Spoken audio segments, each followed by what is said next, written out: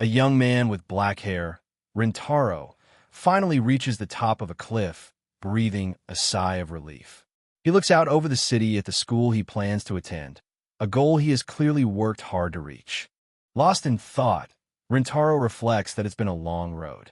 The scene flashes back to 10 years prior, showing a 6-year-old Rintaro happily enjoying a day at an amusement park with his muscular father, eagerly pointing out the next ride. In the flashback, the energetic young Rintaro trips and tumbles.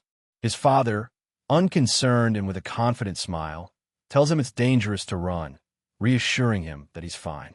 The clumsy fall sends Rintaro's ice cream flying, splattering all over a beautiful woman named Ayane. Shocked and blushing, she shivers from the cold as a stunned Rintaro looks on. While Ayane insists that she's perfectly fine, Rintaro's father sternly tells his son to apologize for the mess. A flustered and embarrassed Rintaro can only stare in a daze. Suddenly, young Rintaro collapses, clutching his chest as his heart begins to pound violently. His father looks on in shock, calling out his name in alarm. The scene shifts to a medical office, where a nurse explains the situation to Rintaro and his father. She reveals that Rintaro has an extremely rare illness known as hentai syndrome. Rintaro's father can't believe it. The nurse clarifies that while the syndrome is harmless in daily life, it becomes extremely dangerous when Rintaro is sexually aroused, as the stress on his heart multiplies rapidly. Horrified by the news, Rintaro's father listens as the nurse explains that the only way to prevent these deadly outbreaks is for Rintaro to completely control his desires. The grim reality of his condition settles in. For Rintaro to survive, he will be forever forbidden from having relationships. At the current level of medical knowledge, this is the only way. As the nurse bends over to look for more information, Rintaro gets an eyeful, causing him to blush intensely as his dangerous condition is accidentally triggered. His father acts quickly, throwing something to snap Rintaro out of his daze. He apologizes for the close call, acknowledging that his son's life is destined to be full of such hurdles. With a look of fierce determination, Rintaro's father declares that it's easy to jump over hurdles if you know the correct way, and he vows to teach his son that very method. The scene changes abruptly. Rintaro finds himself in a dark, unfamiliar forest by a body of water, confused about where he is. An explosion goes off nearby, signaling the start of his training. His father explains that they are in the deepest part of the forests of Mount Fuji, at a quiet shore where he used to train. He tells Rintaro that they must stop the outbreaks of his syndrome at any cost. He lays out the philosophy of their training. Rintaro will need the skills to act in any situation, a body to carry them out, and a heart that won't move, no matter what. In short, he needs to develop a silent and serene heart. Rintaro understands. Inspired and full of resolve, he tells his father that he's always wanted to be a strong man just like him. His father, though surprised, accepts his determination. What follows is a grueling training regimen. Rintaro is seen hanging upside down under a waterfall and balancing precariously on posts over water, all to master the skills he needs for his everyday life. The story returns to the present day. Rintaro and his friends are on their way to school when they encounter a large group of attractive high school girls, an army of gravure sisters. His friends get excited, joking about accidentally bumping into the girls. The thought of a chance encounter flashes through Rintaro's mind, a flicker of temptation he must resist. Rintaro immediately clenches his fist, his face hardening with focus. He mentally chastises himself, declaring the very thought to be absolutely outrageous. He analyzes the impending situation with tactical precision. With the two groups set to collide on the narrow stairs, he sees it as a pincer attack that must be evaded by taking a few steps back. As the two groups meet, Rintaro repeats his mantra, a silent and serene heart. Clean my mind. In a feat of incredible agility, he leaps onto the stairway railing, moving above the crowd to avoid all contact. With an expression of unwavering determination, Rintaro moves along the railing, his mind set on the singular goal that has shaped his entire life. He must avoid all forms of eroticism. This path of avoidance is the result of 10 long years spent in relentless training. A decade dedicated to a single purpose, to clear his mind completely and obtain a silent, serene heart. His father explains the meaning behind the training. It is like a full moon reflected on the surface of a blue pond, an expression of ultimate stillness. This is the essence of the Koi Sujetsu fighting style, to clear one's mind and obtain a silent, serene heart. With Rintaro having endured 10 years of training, his father announces that this concludes everything he can teach him. Rintaro gratefully thanks his father for the long years of training. However, his father deflects the praise, insisting that it was Rintaro's own skill that allowed him to master the difficult art of Koi Sujetsu. His father gives him a final warning. Don't be arrogant, because no one knows what the future holds. Taking the words to heart, Rintaro decides to make a solemn promise to his dad, right there under the beautiful moon. He clenches his fist, making the promise of womanlessness. He vows to never touch women or let them touch him, a promise he intends to keep until he dies. He reassures his father he'll be fine, since he's moving into a dorm at his new, famous school. And so, Rintaro arrives at Nango Kirin High School, which he confidently believes to be the largest all-boys school in Japan. Standing before its gates, he feels a sense of safety, thinking that if he chooses this school, he won't be dying anytime soon. His moment of peace is interrupted when two figures leap out from a hiding spot, surprised that Rintaro was able to sense their presence. The two students, a cheerful blonde named Kusuke and a portly boy with glasses named Tamao, introduce themselves. Rintaro, also a freshman, politely introduces himself in return. When Rintaro asks what they were doing, Kusuke and Tamao slyly admit that they were checking out the students. They assume Rintaro is there for the same reason they are. Tamao explains with a lecherous grin that at a place with all sizes and colors, he has to check their face and style before deciding who to date. Rintaro is baffled by the talk of dating, especially when his new acquaintances seem to be interested in muscular, handsome men. Rintaro concludes that in a big school, you're bound to find all sorts of people. He watches as his new friends run off, declaring that love shouldn't have any shackles, and decides it's perfectly normal. However, upon entering the school grounds, Rintaro is faced with a terrifying sight. The courtyard is packed with hundreds of girls, with two rival factions staring each other down, led by a fierce, dark-haired girl named Kyuka and a determined, red-haired girl named Iane. Rintaro's world shatters. G-girls? Why? He stammers in sheer panic. His mind races, trying to find a logical explanation, even wondering if it's just a mass of boys dressed up like girls. The shock causes him to completely shut down. He wonders if he's dreaming or still unconscious from his training. Kusuke and Tamao have to physically drag him away as he freezes on the spot. Kusuke frantically explains the horrifying truth. While Nango Kirin used to be the biggest all-boys school, it became co-ed this year, and now over 99% of the student body is female. Rintaro realizes his grave misunderstanding has put him in the worst possible place. The entry transfer is complete. There's no turning back now. Meanwhile, his friends notice that the two faction leaders, Kyuka and Iane, are finally about to begin their fight. Iane's eyes burn with conviction. She thinks of the students who have been hurt, declaring that no matter how strong her enemy is, she will fight to protect them. With her fists raised and her athletic physique on display, Iane declares that she will fight to protect the students, and she will do so without any regrets. Her opponent, Kyuka, lets out a mocking grin. "Don't make me laugh," she scoffs, declaring that the law of this school is simple. The strong will eat the weak. With a villainous laugh, Kyuka elaborates on her philosophy. In this school, it's a given that the herbivores, the weak ones, are destined to die. The battle erupts as Kyuka's subordinate throws a punch, which Iane deftly blocks. Iane immediately counters with a swift and powerful kick, aiming for her opponent's head, while Kyuka watches with a smirk. The high kick connects squarely, sending the other girl flying backwards from the force of the impact. Kyuka remains unfazed, a sinister smile playing on her lips.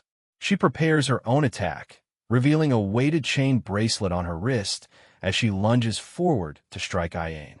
The battle between the two factions is a whirlwind of chaos. Iane and Kyuka are at the center of the storm, trading blows while their followers clash all around them. The two leaders meet head-on, their powerful strikes colliding with explosive force. With fierce determination in their eyes, Iane and Kyuka are locked in a stalemate, neither giving an inch.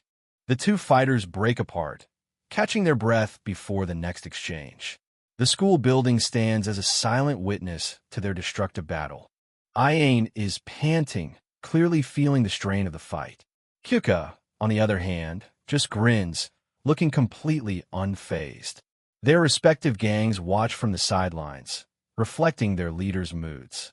Watching the fight, Rintaro astutely observes that while the two seem evenly matched, Kyuka has only been using her left hand and hasn't even broken a sweat. Kusuke is surprised that Rintaro doesn't know who they are, explaining that this isn't just a simple brawl and that their story is common knowledge to anyone who went to the local middle school. He begins to explain the school's social structure. Nango Kirin High School operates under a single, brutal rule, the law of nature. This has turned the school into a veritable war zone. Currently, there are three main forces struggling for leadership: third-year Kyuka, first-year Iane, and a second-year student with short white hair named Reno. Due to their immense and overwhelming strength, these three powerful leaders are known throughout the school as the Dragons. The two currently fighting are Kyuka, a practitioner of the Kogoryu or hard-roaring dragon style, and Iane, of the Senseivyu or Flash Saint Dragon style. And the third dragon is Reno, of the Ransweryu or Storm King Dragon style. Kusuke explains that until recently, Kyuka was on top, but the arrival of Iane and her small army created a three-way stalemate for control. Back in the fight, Iane unleashes her special move, the Sun Renkyujin, a blindingly fast flurry of kicks. Her friends cheer, recognizing the powerful technique. However, Kyuka easily counters with her own powerful technique, the Gusai Reppa, a devastating blast of force. The force of the attack hits Iane head-on, shredding her uniform to pieces. The powerful counter sends Iane crashing into a pile of rubble, her clothes in tatters. While Rintaro is concerned, the pervy Tamao can only say, "Thanks for the food." Kyuka smirks, victorious. Iane's followers are stunned by her power, but quickly resolve to protect their fallen leader. Iane's gang charges forward to defend her, while Kyuka taunts the injured Iane, asking if that was all she had. The one-on-one duel is escalating into an all-out brawl between the two armies. Rintaro realizes with dread that if he gets involved with that army of girls, he's done for. He panics, realizing that getting caught in a mob of struggling female bodies would mean certain death from a syndrome. His friends point out the obvious. They're completely surrounded and can't retreat. Just as Kyuka is about to deliver a final blow to the downed Iane, Rintaro instinctively dashes between them, desperate to stop the fight. His sudden appearance shocks everyone. Kyuka's punch stops just short of his face, her momentum causing her own large chest to bounce and hit her chin with a bong. Rintaro finds himself in the worst possible situation imaginable, trapped between two high school girls. His training instantly kicks in, and he begins to focus his mind, calling upon the art of Koi Sujetsu. Channeling all his focus to create separation, Rintaro unleashes one of his father's techniques, Kagaku no Goho Hagen.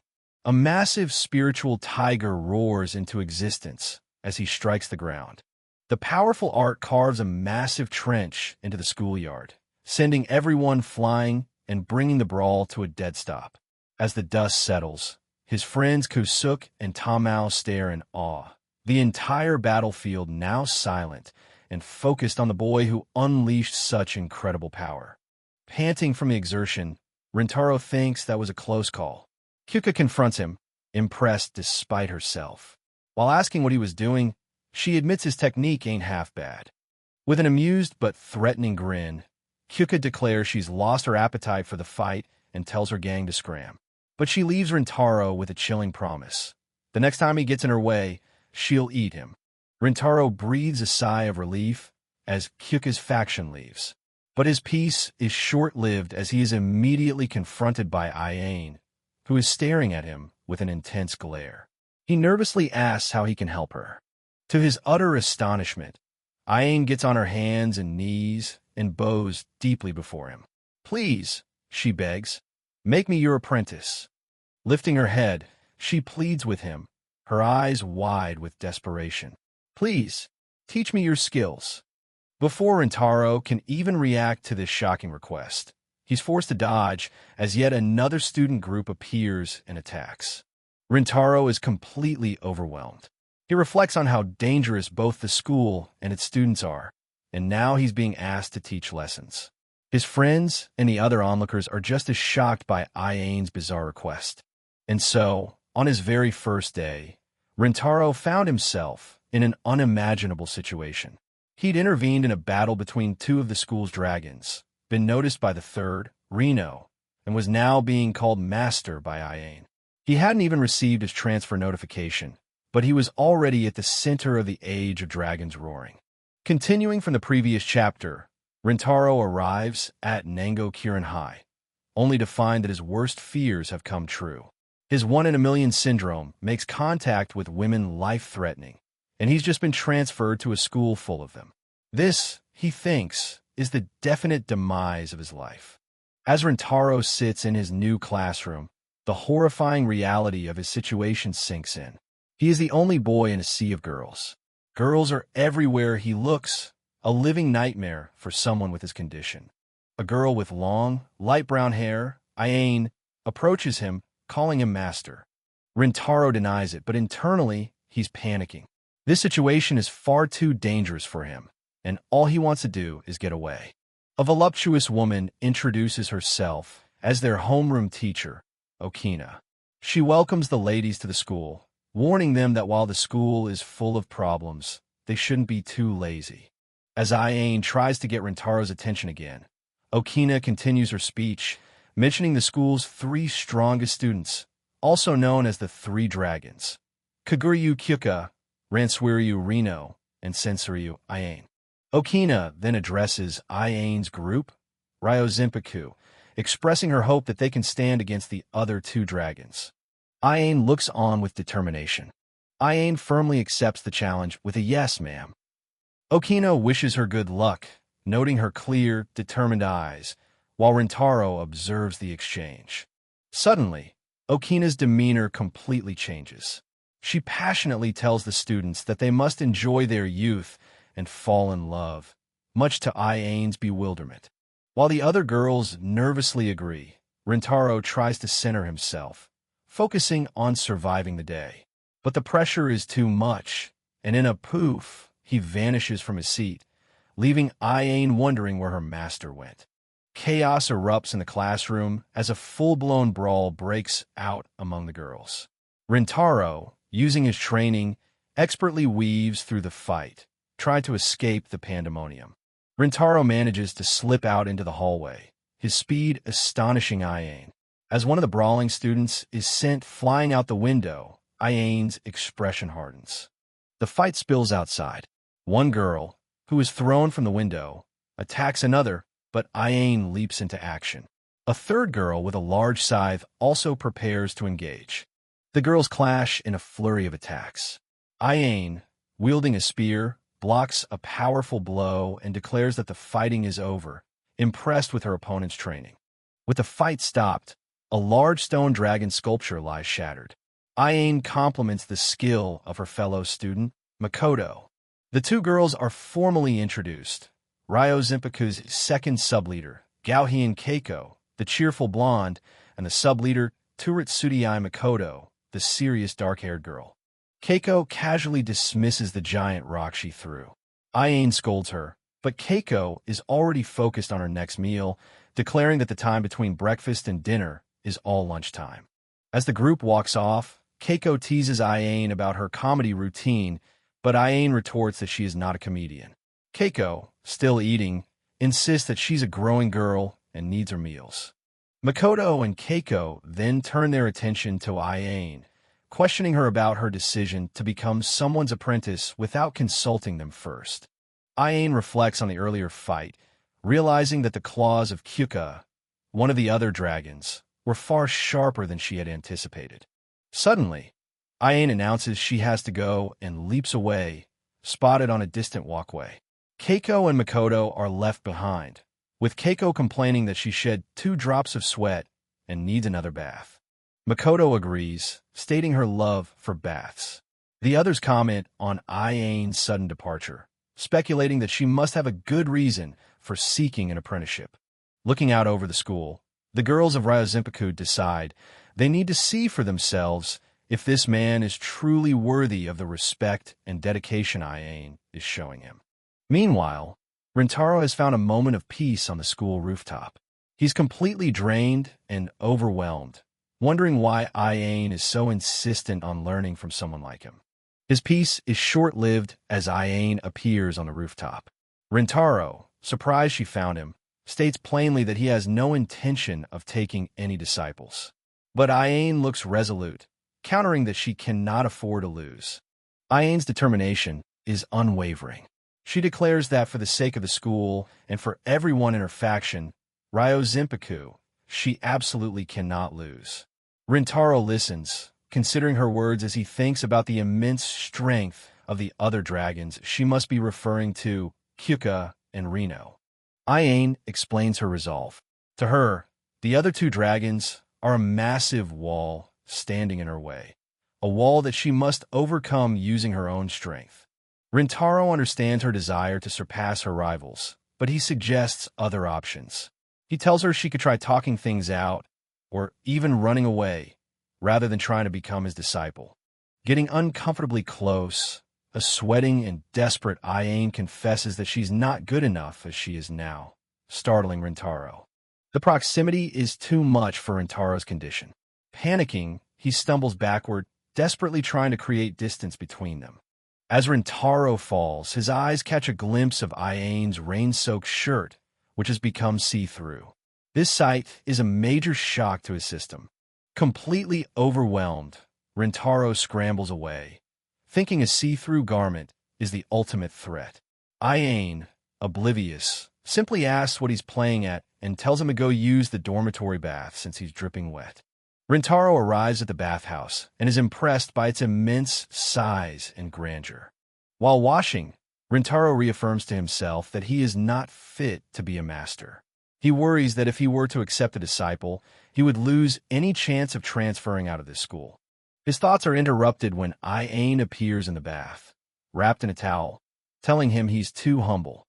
Rintaro lets out a scream of pure agony as she calmly informs him that he has entered the women's bath. He remembers a sign pointing to a temporary bath while the men's bath was under construction. Realizing his grave mistake, he attempts a hasty retreat, groveling on the floor as a shocked Aine compares him to a cockroach. As he backs away, Rintaro reasons that Aine wouldn't follow him into a bath. He concludes that there must be easier ways to commit suicide than bathing with a woman. Aine stops him in his tracks, declaring that he has failed. When he asks what she means, she explains that she was simply testing him. Trying to turn the tables, Rintaro claims it is she who has failed as a disciple. He argues that any proper disciple should be prepared to perform skinship like washing their master's back, a request he believes she will surely refuse.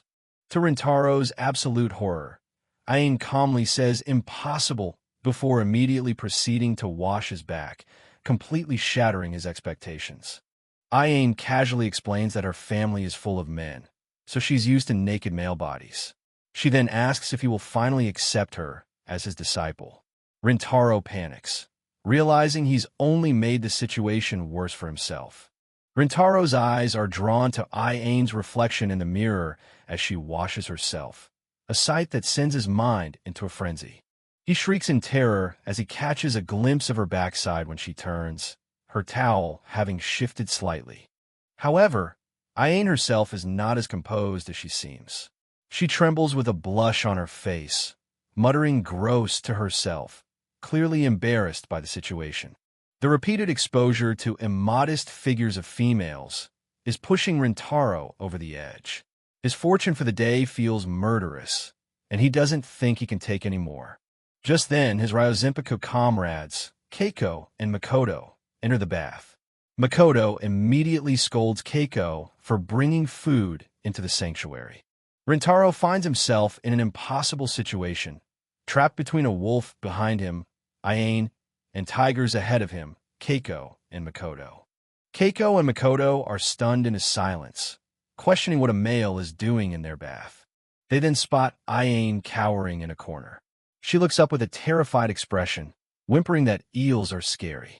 Completely misinterpreting Ayane's fear of eels as a reaction to Rintaro, Keiko and Makoto erupt in a furious rage. Screaming that he's a vermin and an asshole, they begin violently pelting him with rocks, unaware of the misunderstanding. Their rage intensifies as they order the piece of trash to stand up, convinced he's a predator without needing any proof. As the rocks pile up, Rintaro is left buried and helpless, unable to explain the absurd situation. As Keiko and Makoto continue their furious assault, Ayane desperately tries to intervene, shouting for her two friends to wait. Rintaro is in utter despair. A mixed bath with 3 high school girls is beyond a nightmare. He tries to calm himself with his training mantra, silent and serene heart, clear mind, but he knows his chances to run are 0.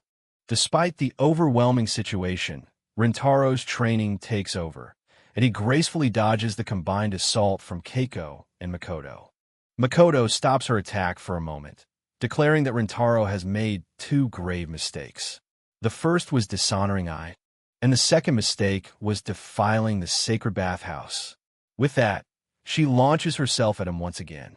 Rintaro focuses his senses, using his training to read his opponent's moves by feeling the subtle shifts in the air and vibrations around him. He then unleashes a technique of the Koi Sujetsu school, Gansai Suda, manipulating the bath water into a powerful torrent that engulfs the girls. They can only watch in amazement as he seemingly runs on water, wondering if he is a sage. The water strikes Keiko and Makoto's vital points, paralyzing them. Makoto realizes with a shock that this was no ordinary water attack. Ayane explains to her immobilized friends that Rintaro attacked with water specifically so he wouldn't harm them. She praises his mentality and physique, declaring that he is an opponent they can't even hope to beat. Meanwhile, Rintaro just wants to know if it's safe to open his eyes. While Makoto is forced to admit his strength, Keiko remains defiant. However, their battle has caused a nearby pipe to rupture. The broken pipe suddenly erupts, spraying a jet of dangerously hot water across the room. Rintaro sees that Ayane is directly in its path and screams for her to watch out. Ayane takes the full force of the scalding blast, much to the horror of her friends. Everyone, including Rintaro, screams for Ayane to get away from the dangerous stream of hot water. But she stands firm, insisting that she will be fine. With a determined smile, Ayane declares that she will never run, especially not when it's for the sake of her friends. Her words strike a chord with Rintaro. The idea of friends gives him pause. He realizes that until this moment, he has only ever thought of himself and his own survival, never acting for the sake of someone else. As the pipe continues to spray and Ayane stands resolute, a profound change begins to stir within Rintaro, setting the stage for a pivotal decision. Moved by his selflessness, Ayane tells Rintaro that his willingness to act for others is amazing and admits she's a bit jealous. Flustered but resolute, Rintaro offers to help her. Ayane is overjoyed by his acceptance, her face lighting up with a bright, blushing smile.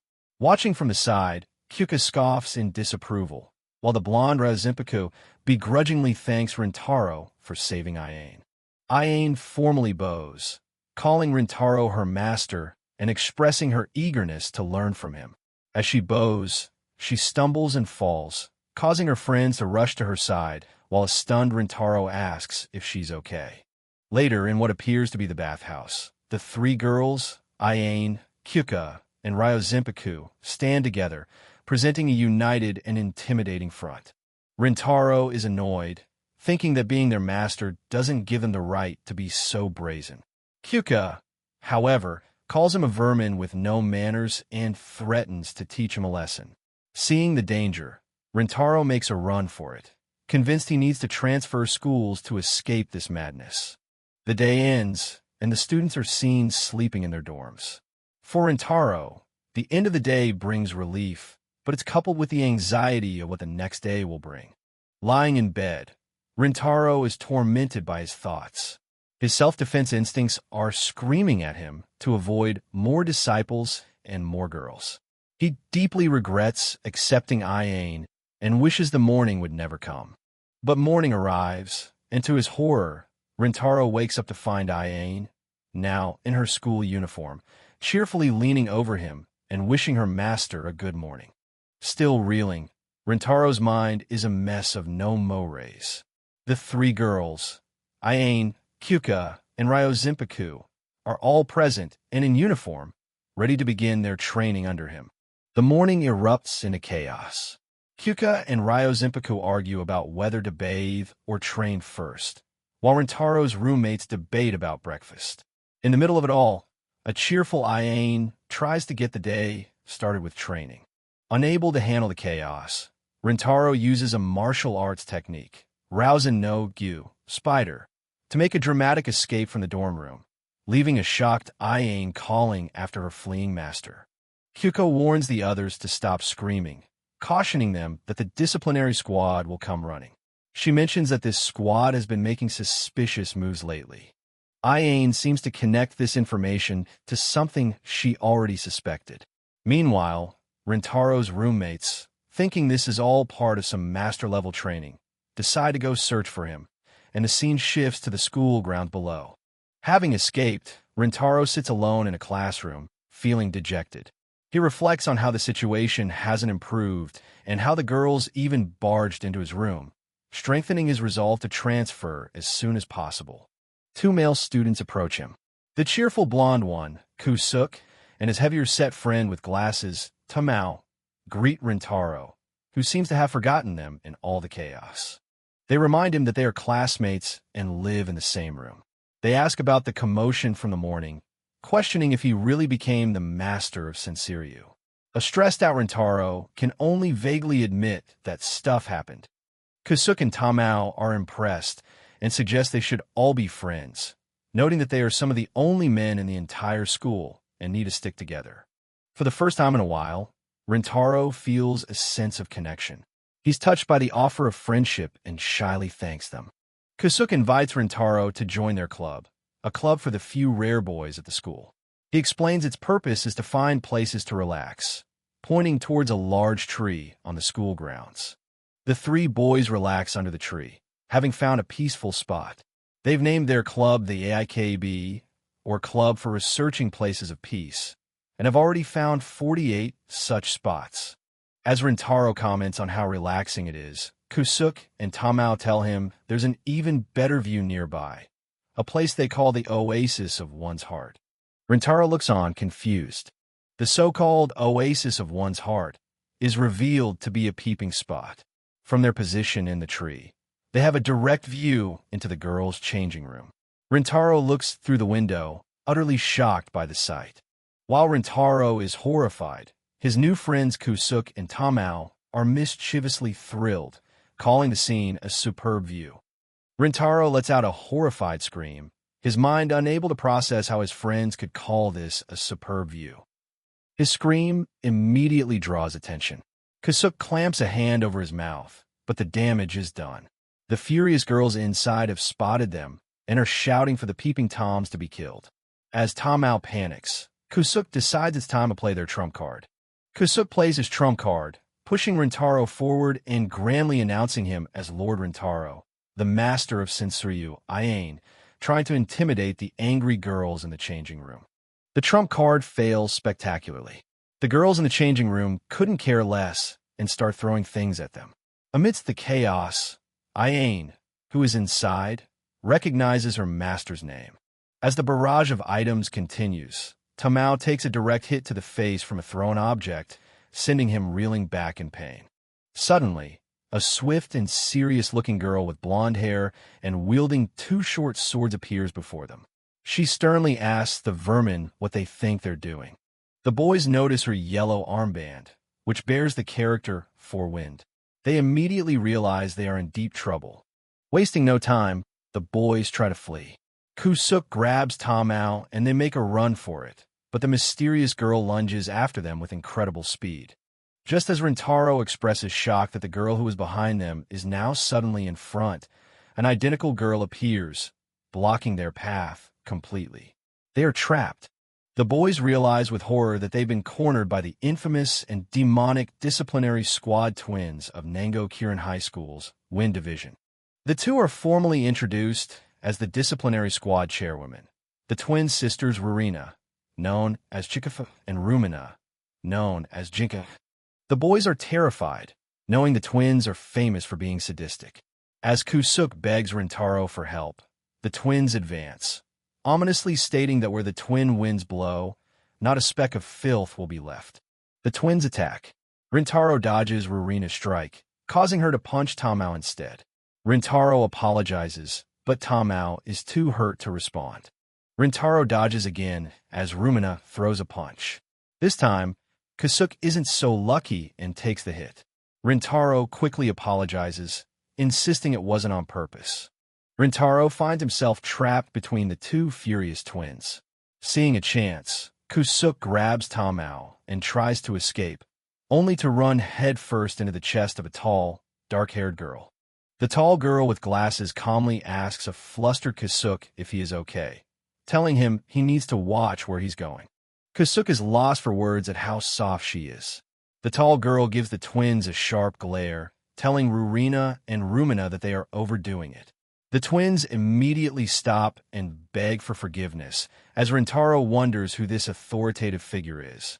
The girl introduces herself as the disciplinary squad president, Asuna Tenkafu. She apologizes for her subordinate's behavior, recognizing Rintaro as Senseryu's master. Just then, Ayane and her friend arrive on the scene.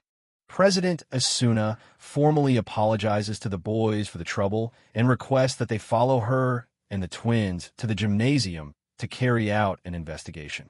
Asuna reassures them with a bright smile that it will just be a small chat all night long.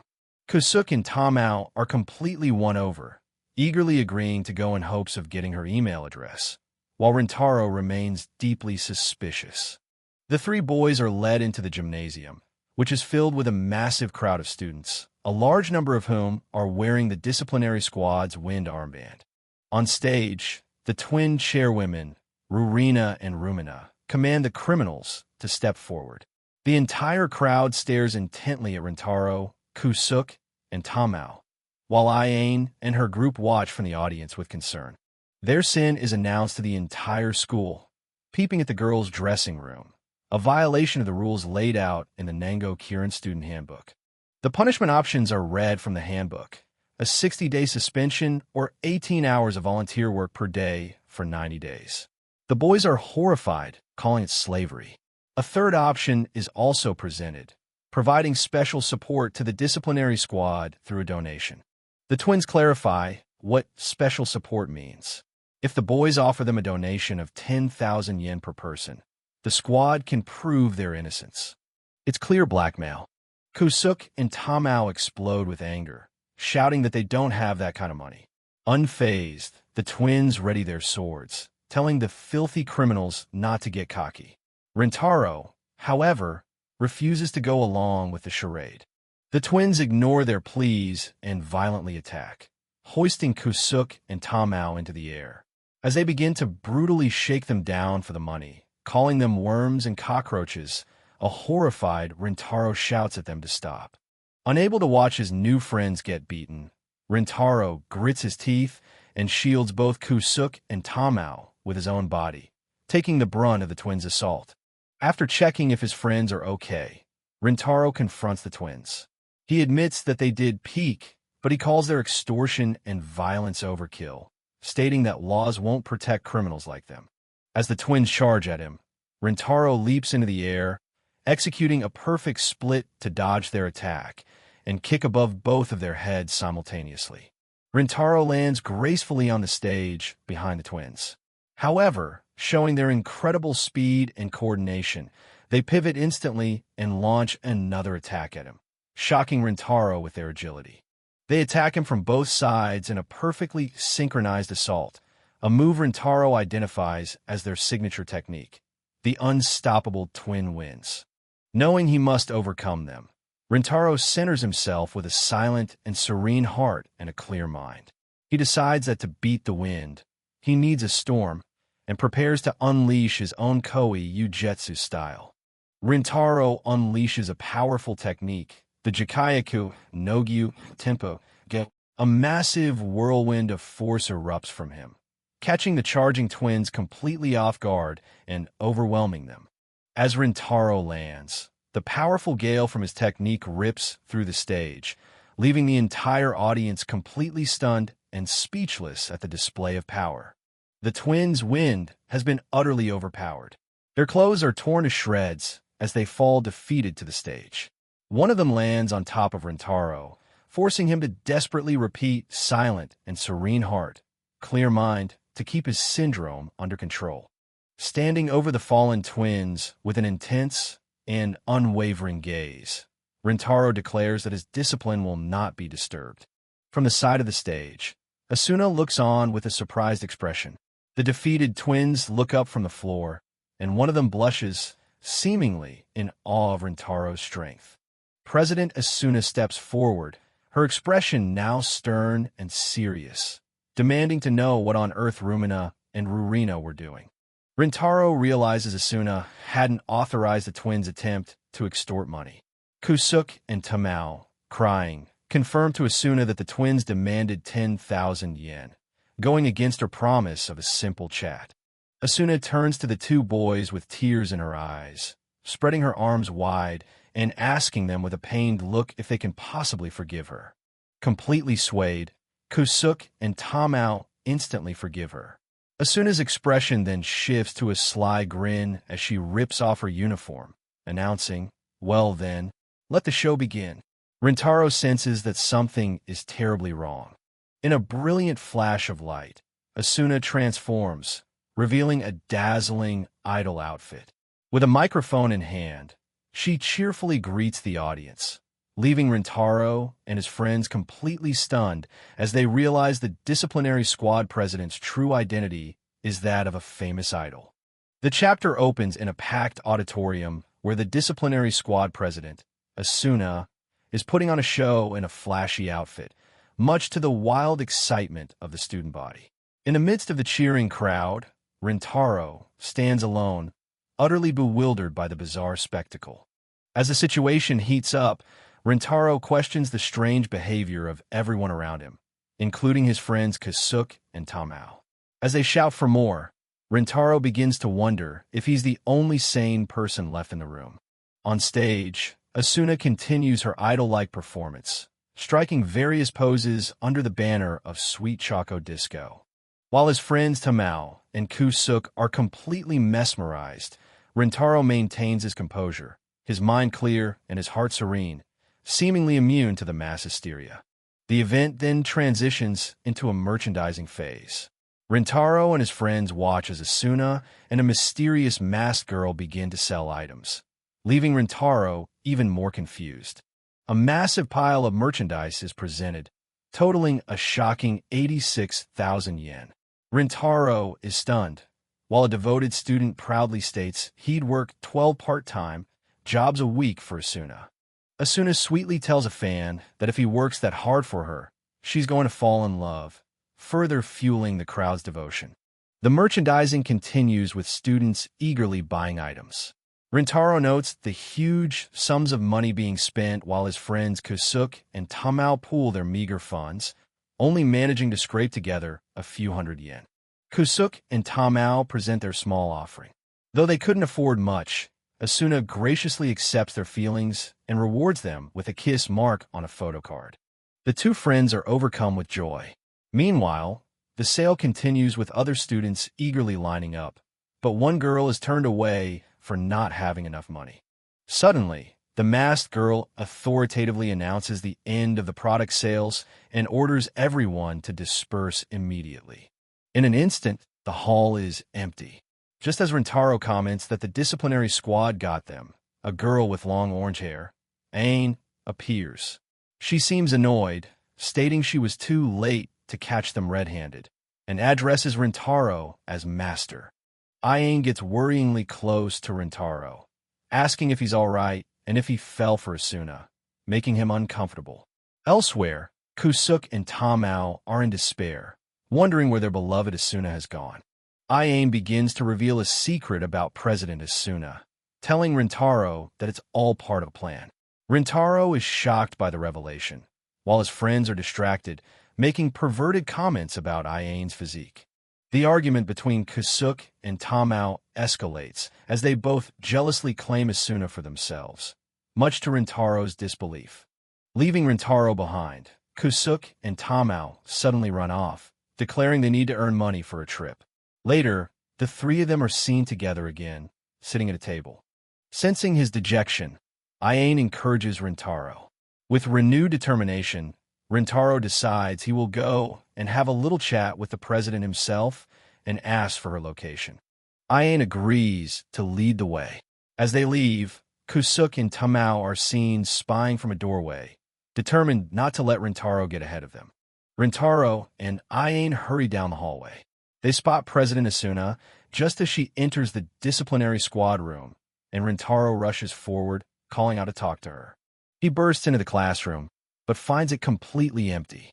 Confused, he and Aine look around the deserted room, while their two friends peek in from the doorway, equally perplexed. To find her, Rintaro activates his ability. He clears his mind and focuses all 5 of his senses on hearing, allowing him to perceive the world in a different way. Using his heightened senses, Rintaro detects a hidden door inside a locker. He and Aine decide to go in, with their two friends secretly following close behind. The scene shifts to a private office where the real mastermind, Asuna, is receiving a report from 2 masked subordinates.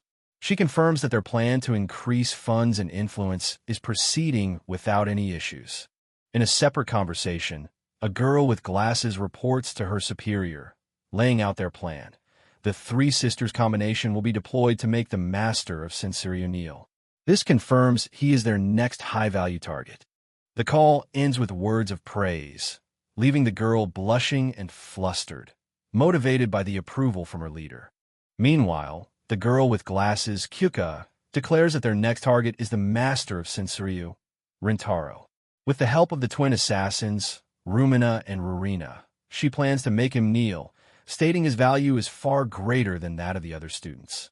Back in the secret room, Rintaro stands defiant against Asuna and her masked subordinates, boldly stating that their plan will never come to pass. Asuna feigns surprise at his presence.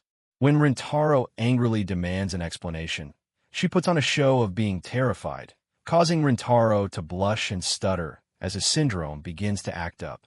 Just as Rintaro is about to lose his composure, Aine steps in, calmly telling Asuna that her act has gone on long enough.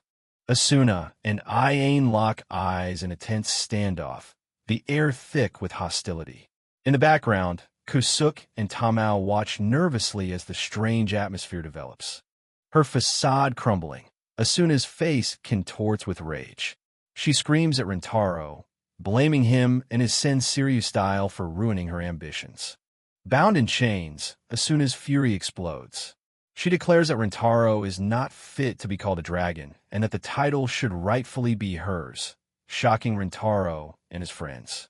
Responding to her cry, the 2 masked assassins, Rumina and Rurina, join her side, ready to attack Rintaro in a 3-on-1 assault. Rintaro realizes he's outmatched as the trio launches a coordinated combination attack, the Fong of Triple Wind, forcing him onto the defensive. However, Aine swiftly moves to intercept the attack, positioning herself between Rintaro and the 3 assailants. The chains aimed at Aine shatter upon impact, stunning the twin assassins, Rumina and Rurina. With a wicked grin, Asuna watches as her own jacket is torn to shreds by the chains, a testament to the power that was just unleashed. Aine turns to a shocked Asuna, lecturing her that to be crowned a dragon, one needs true resolve. She explains that dragons do not exist alone. The feelings of the comrades who believe in you become your scales, giving shape to your final form. With a spectral dragon materializing behind her, Iane declares that the name of a dragon means one has to carry on the feelings of their comrades. Iane clenches her fist, her power surging as she prepares to demonstrate what true resolve looks like. She questions if Asuna possesses that resolve before unleashing her own devastating attack. Iane unleashes her ultimate technique, Sensuryu Kukin, a powerful strike that slams directly into Asuna. The force of the blow sends Asuna crashing into the wall. Rintaro looks on, stunned by the incredible display of power.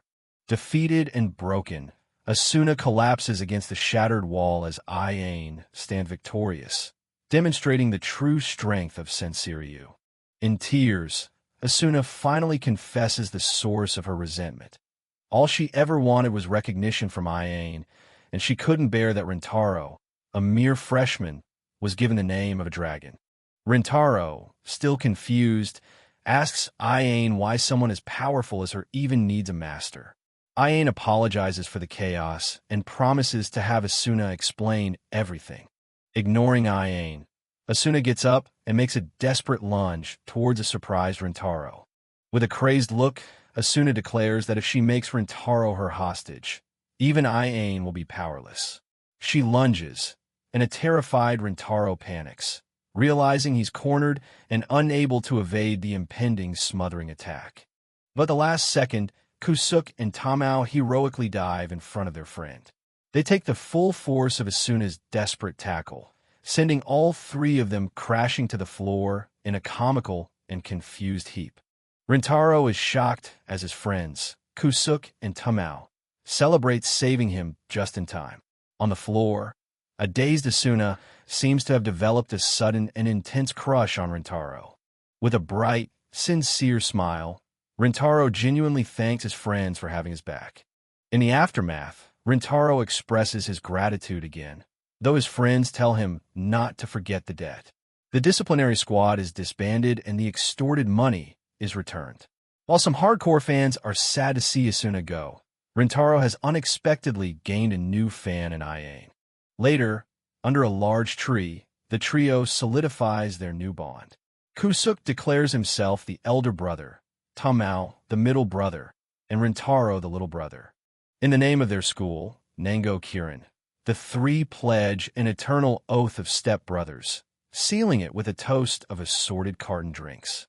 They comically complete their vow with the Pledge of Virgins, promising that even though their birthdays are different, they will all lose their virginity on the exact same day.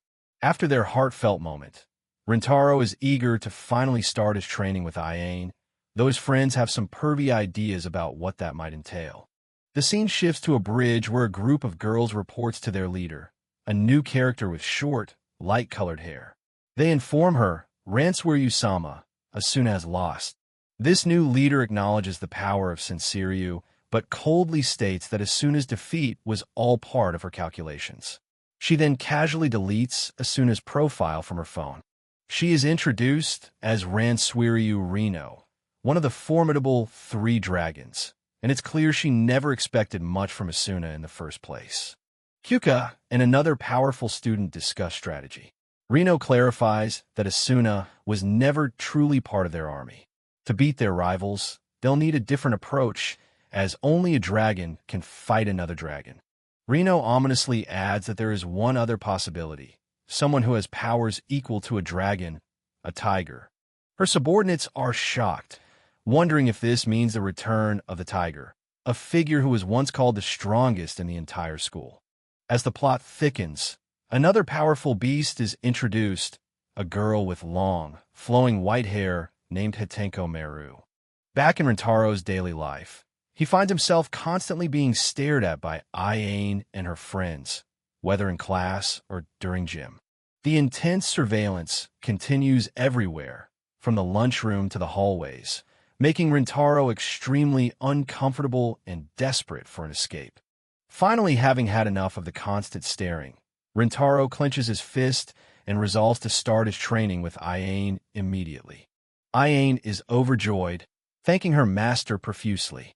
Rintaro, meanwhile, is already exhausted, dreading her intense laser beam gaze of death. After school, Ayane takes Rintaro to the desolate Ningo-Kirin 10th Land Sports Field, a barren landscape of rock pillars, to begin his training. Rintaro asks Ayane to teach him the secret of her strength, but she sheepishly admits that since she's never taught anyone before, she has no idea where to even begin. Ayane explains the foundation of her martial art, Ryuha Koi Sujetsu. It is the art of self-control, requiring a perfect balance between heart, body, and skill, achieved by clearing one's mind and keeping a silent, serene heart. She continues, stating that once he finds peace in both mind and body, he will be able to project the powerful techniques of Shinrabansho, the art of all things in nature.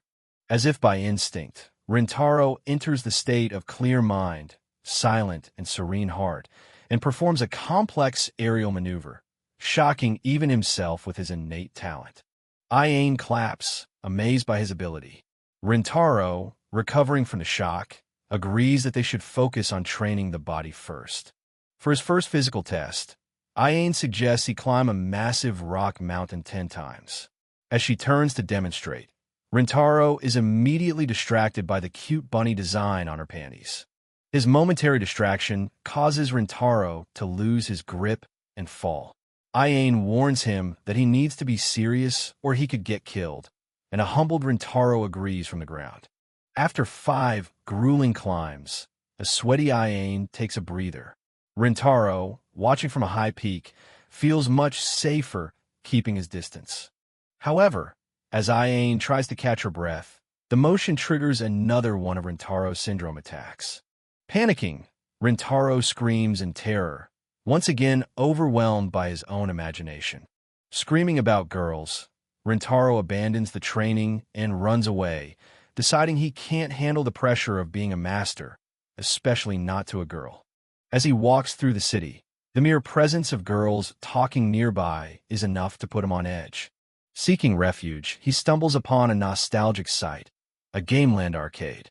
He fondly recalls it as his safe haven in middle school, and gets excited seeing a new version of his favorite game, Butcho Butcho, a game at which he was so good they called him Butcho Rintaro. Inside, a massive crowd is gathered around a single arcade machine. An unseen player has just achieved an unbelievable 20-chain combo, a feat the crowd thought was impossible. The current champion, a mysterious girl, is so good that no one dares to challenge her. Rintaro, whose personal best was a 15-chain combo, accepts the challenge as the crowd cheers for a new hero. The match begins, and both players are incredibly fast. It's an even match, but the game notes that the challenger, Rintaro, is being pushed back slightly.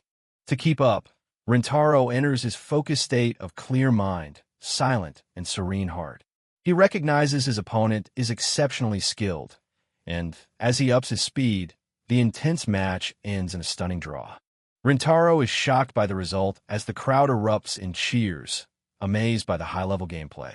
He turns to face his opponent and is surprised to see a small, red hamster. The hamster, Kido, winks at him before being called away. The hamster's owner is revealed to be Hatenko Meru, the petite girl with long pigtails, who casually greets Rintaro. Rintaro is shocked that his formidable opponent was a girl. He tries to calm his nerves, telling himself that she's just a kid, so it should be safe for him. Meru praises Rintaro for his skill, noting that he scared her when his attitude suddenly changed in the middle of their fight. Meru excitedly suggests they play some other games together, and a hesitant Rintaro agrees. They spend time playing various games, but Meru easily defeats Rintaro in both a racing game and a shooting game. Her dominance continues as she effortlessly beats him at a dance game, and then shows off a crane game. When Meru narrowly misses grabbing a single piece of popcorn with the crane, she erupts in frustration, violently shaking the machine as a terrified Rintaro looks on. Seeing her frustration, Rintaro skillfully uses the crane to get the piece of popcorn for her. He gently places it on her head, where her hamster Kido is resting, and she happily munches on it. Pleased, Meru smiles brightly, and offers him a small keychain prize that she won. Later, sitting on a park bench, they discuss the game. Meru admits it's been a while since she lost. Rintaro compliments her skill, and she proudly states she plays 20 hours a day. He then notices that the keychain she gave him is a strap for a phone, but she doesn't seem to have one. Meru reveals she doesn't have a phone, but two handheld gaming machines, both covered in decorative straps. She also mentions she uploads her gameplay to a website called Kami Tyson. Meru proudly reveals she doesn't have a phone, but two handheld gaming devices covered in keychain straps. She tells Rintaro she also uploads her gameplay to a website called Kami Tyson, a detail that piques his interest. Rintaro is impressed by her ambition, remarking that it's a big goal. He finds her phrasing interesting, noting that he's heard a similar phrase somewhere before, but their conversation is cut short by aggressive shouting. A group of delinquents, led by a man with a mohawk, aggressively confronts them, claiming the bench they're sitting on is reserved for their group. The thugs threaten them, calling them a lovey-dovey couple. Rintaro quickly tries to apologize and de-escalate the situation, but Meru defiantly refuses to leave. Just then, two of Ranswiryu Reno's subordinates appear behind the thugs, looking on with disdain and commenting on how annoying they are. As Rintaro decides to flee the situation, the delinquent leader notices him trying to escape. But before anyone can react, Meru springs into action. With incredible speed, she unleashes a whirlwind of attacks, taking out the entire group of delinquents in an instant. The two Sensenryu girls are caught off guard, shocked by Meru's sudden and overwhelming display of power. In a flash, Meru faces down the last conscious thug, her demeanor completely changed from a cute gamer to a fearsome fighter. She unleashes a fierce combo reminiscent of a Street Fighter attack, flooring the final thug as a stunned Rintaro watches on, realizing just how strong she truly is. The force of her final blow sends a shockwave powerful enough to shatter a nearby tree, leaving Rintaro speechless and onlookers screaming in terror. With the fight over, Meru casually dusts off her hands, remarking that the delinquents weren't that strong after all, leaving Rintaro utterly bewildered. Meanwhile, back at the training grounds, Ayane has successfully completed all 10 rounds of her climbing exercise and eagerly calls out for her master, wondering what to do next. She asks a small, fox-like creature resting on her chest what the next training should be.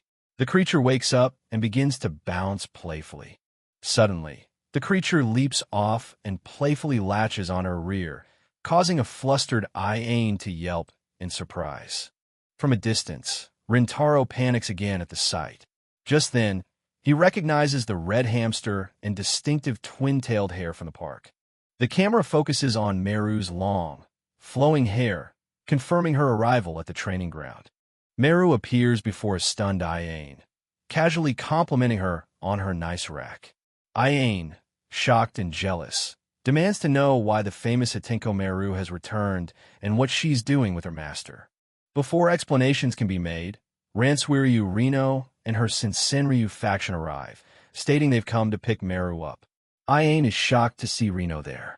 Reno's group declares that they are here to retrieve the Clan Fong Dragon Slayer, revealing Meru's formidable title as a tense standoff begins. With Meru smiling enigmatically, Rintaro finds himself trapped between powerful forces, the tiger and the dragons. Surrounded by girls of all kinds, he senses that much more trouble is coming his way, ending the chapter on a tense cliffhanger.